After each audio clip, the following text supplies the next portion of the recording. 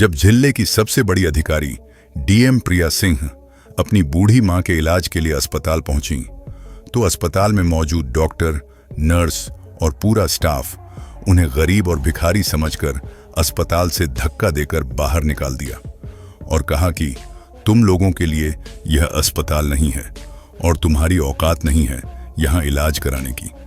कहीं और जाकर दिखाओ, और अगर दिखा नहीं सकते तो रहने दो। वैसे भी उनकी उम्र निकल चुकी है, अब कोई फायदा नहीं, यहां से चलो, यह जगह तुम जैसे लोगों के लिए नहीं है। दोस्तों, सोचिए, जिले की सबसे बड़ी अधिकारी की मां को इस तरह धक्का देकर निकाला गया, मगर जब डीएम प्रिया सिंह ने अपनी असली पहचान दिखाई तो न केवल अस्पताल बल्कि पूरा शहर हिल गया। आइए देखें, आखिर असली सच क्या है। क्या हमारे देश में गरीबों के साथ ऐसा ही होता है? सुबह का समय था, ठंडी ठंडी हवाएं चल रही थीं। डीएम प्रिया सिंह अपने काम में व्यस्त थीं। उन्हें अंदाजा भी नहीं था कि आज का दिन उनकी जिंदगी का सबसे दर्दनाक दिन बनने वाला है। उनकी मां, जिनकी उम्र अब काफी हो चुकी थी, रोज की तरह सब्जी खरीदने के लिए बाजार निकली। उनका चलना अब भारी हो चुका था, कमर जैसे टूट सी गई हो। एक एक कदम संभल कर रखते हुए वह सब्जी मंडी तक पहुंची, मगर अचानक मंडी के बीचों बीच उन्हें दिल का दौरा पड़ गया। वह धूप में वहीं जमीन पर गिर पड़ी। उनका शरीर बिल्कुल निढाल हो गया। आधा घंटा बीत गया, लोग आते जाते रहे, थैलियों पर मोल भाव करते रहे।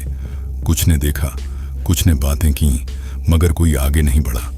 न किसी ने पानी दिया, न उठाया, न कोई एम्बुलेंस बुलाई। यह दृश्य देखकर भीड़ में खड़े कुछ लोग बस तमाशा देखते रहे। महिला मंडी के बीचों बीच पड़ी थी, मगर इंसानियत जैसे किसी के अंदर बची ही नहीं थी। इसी भीड़ में एक व्यक्ति था, विजय। वह मदद करने के बजाय मोबाइल निकालकर वीडियो बनाने लगा। वीडियो बनाकर उसने तुरंत सोशल मीडिया पर डाल दी। कैप्शन में लिखा, यह दादी आधे घंटे से यहाँ बेहोश पड़ी हैं, किसी को रहम नहीं आता, न कोई पानी दे रहा, न उठाकर अस्पताल ले जा रहा। न जाने किसकी माँ होंगी ये बेचारी। वीडियो देखते ही देखते वायरल हो गई और कुछ ही देर में वह वीडियो डीएम प्रिया सिंह के मोबाइल पर पहुंच गई। वीडियो देखते ही उनका दिल दहल गया, आंखों में आंसू आ गए। वह दर्द से चिल्लाई, हे भगवान, यह मेरी माँ है।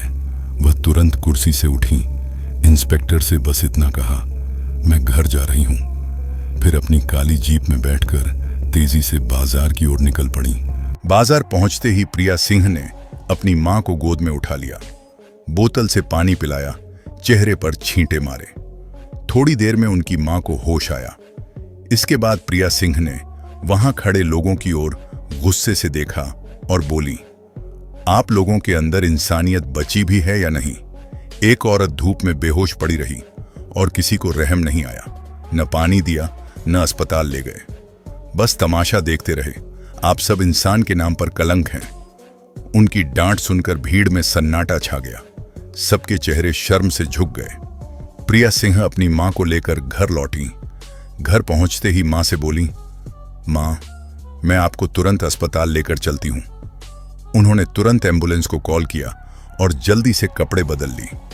उन्होंने वर्दी उतारकर पीले रंग का सिल्वर सूट पहना और मां को लेकर जिले के सबसे बड़े सरकारी अस्पताल पहुंची। वहां पहुंचकर सीधे बड़े डॉक्टर राजेश शर्मा के पास गईं। डॉक्टर साहब, देखिए, मेरी मां की हालत बहुत खराब है, आधा घंटा तक बेहोश पड़ी रही हैं, कृपया तुरंत इलाज शुरू कीजिए। मगर डॉक्टर राजेश ने बिना कुछ देखे सुने बेरुखी से कहा, यहां इलाज नहीं हो पाएगा, तुम उन्हें किसी और अस्पताल ले जाओ, अच्छा होगा कि कहीं और ट्राई करो। डॉक्टर के सामने खड़ी प्रिया सिंह दर्द और गुस्से से कांपती आवाज में बोली, डॉक्टर साहब, मुझे पता है कि यह जिले का सबसे बड़ा अस्पताल है और इसी वजह से मैं यहां आई हूं। मेरी मां की हालत बहुत खराब है, अगर यहां इलाज नहीं होगा। मगर डॉक्टर राजेश शर्मा ने ठंडी हंसी के साथ जवाब दिया, क्या कहा तुमने? जितना भी पैसा होगा तुम दोगी? तुम्हें लगता है तुम्हारे पास इतने पैसे हैं कि तुम यहां का इलाज करवा सको? सुनो, अगर तुम खुद को भी बेच दो तो भी उनका इलाज नहीं हो पाएगा। इसीलिए कह रहा हूं, उन्हें लेकर यहां से चली जाओ। वैसे भी तुम्हारे जैसे लोगों के पास तो खाने को भी पैसे नहीं होंगे, इलाज कहां से कराओगी? यह सुनते ही प्रिया सिंह का खून खौल उठा।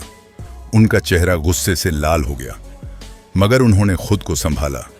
गहरी सांस लेकर बोली, देखिए, मैं गरीब हूं या फकीर, इससे आपको कोई मतलब नहीं होना चाहिए।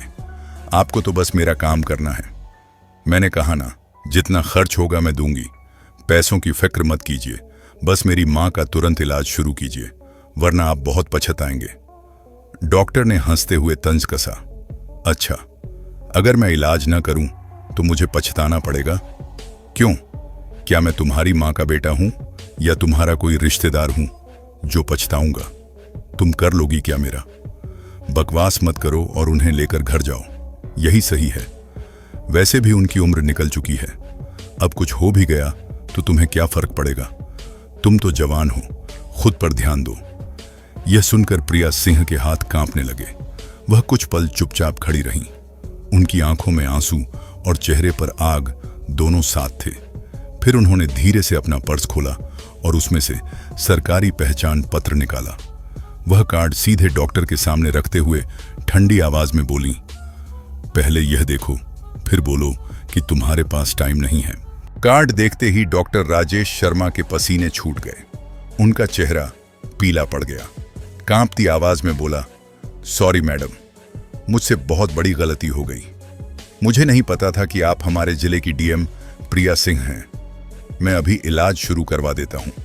आप टेंशन मत लीजिए, मैं पूरी कोशिश करूंगा कि आपकी मां ठीक हो जाए। कृपया यहां प्रतीक्षा कीजिए। डॉक्टर तुरंत स्टाफ को दौड़ाने लगे। प्रिया सिंह की मां को स्ट्रेचर पर ले जाया गया।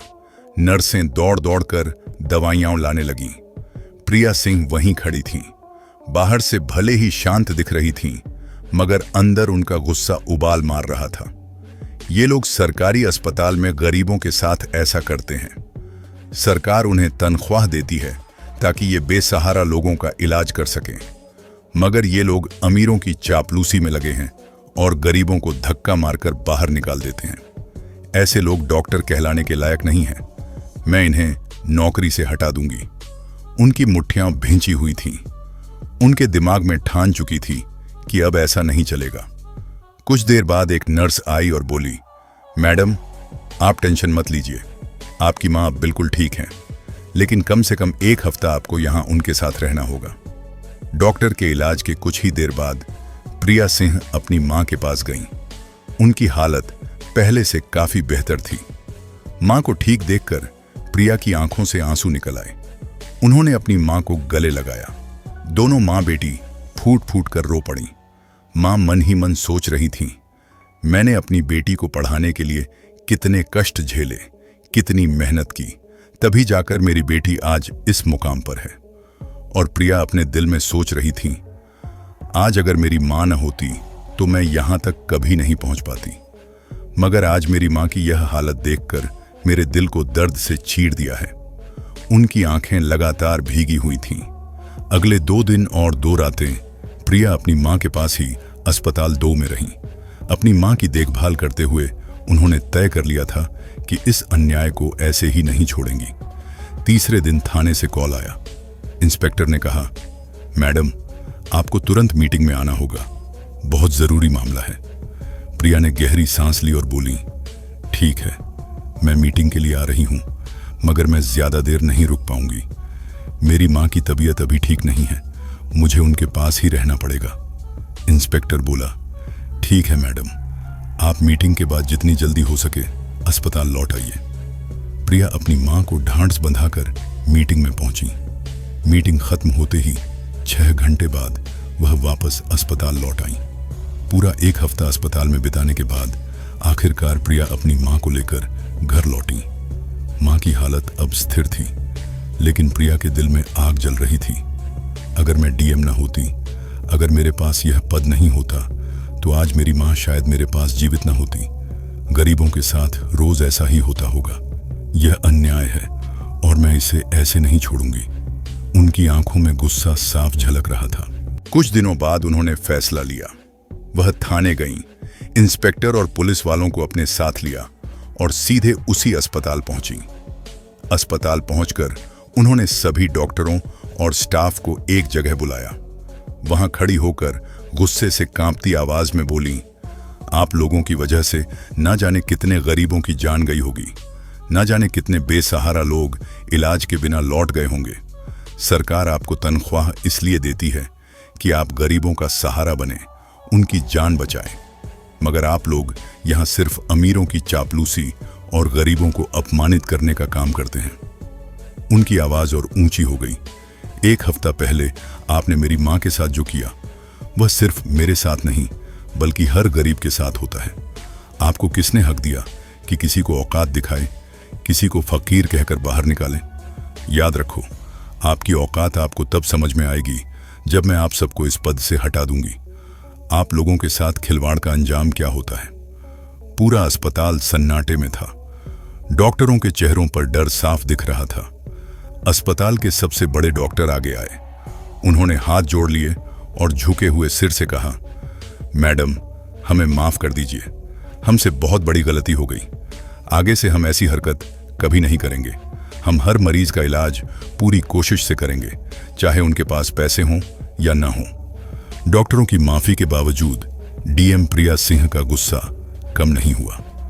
वह ठंडी लेकिन सख्त आवाज में बोली, आप लोग कितना भी माफी मांग लें या सर झुका लें, मैं आपको माफ नहीं करूंगी, क्योंकि आपने सिर्फ मेरे साथ नहीं, ना जाने कितनों के साथ ऐसा किया होगा। कितने गरीब यहां से अपमानित होकर लौटे होंगे, जिनकी जान आप लोगों ने लापरवाही से छीनी है। इससे बेहतर है कि ऐसे लोग डॉक्टर ही न रहें। इसलिए माफी की उम्मीद मत कीजिए। मैं ऐसा फैसला लूंगी कि आगे से कोई मरीज यहां अपमानित न हो। उनकी बात सुनकर सारे डॉक्टर घबरा गए। सभी हाथ जोड़कर कहने लगे, मैडम, हमें माफ कर दीजिए, हमसे बहुत बड़ी गलती हुई है। हमें एहसास हो चुका है कि हमने गलत किया। हमें हर मरीज को इंसान समझकर बराबरी से देखना चाहिए। आगे से हम हर किसी का अच्छे से इलाज करेंगे, किसी के साथ भेदभाव नहीं होगा। हमें एक मौका और दीजिए। प्रिया सिंह कुछ देर चुप रहकर उन्हें देखती रहीं। उनके दिमाग में विचार चल रहे थे, क्या ये सच में सुधरेंगे या फिर क्या ये वही करेंगे जो अब तक करते आए हैं?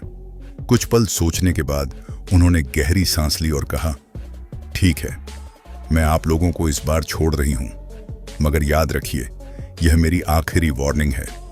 अगर आगे कभी किसी गरीब की आवाज मुझे सुनाई दी, अगर किसी मरीज के साथ बदतमीजी हुई या इलाज में लापरवाही हुई, तो आप में से कोई भी इस अस्पताल में काम नहीं कर पाएगा।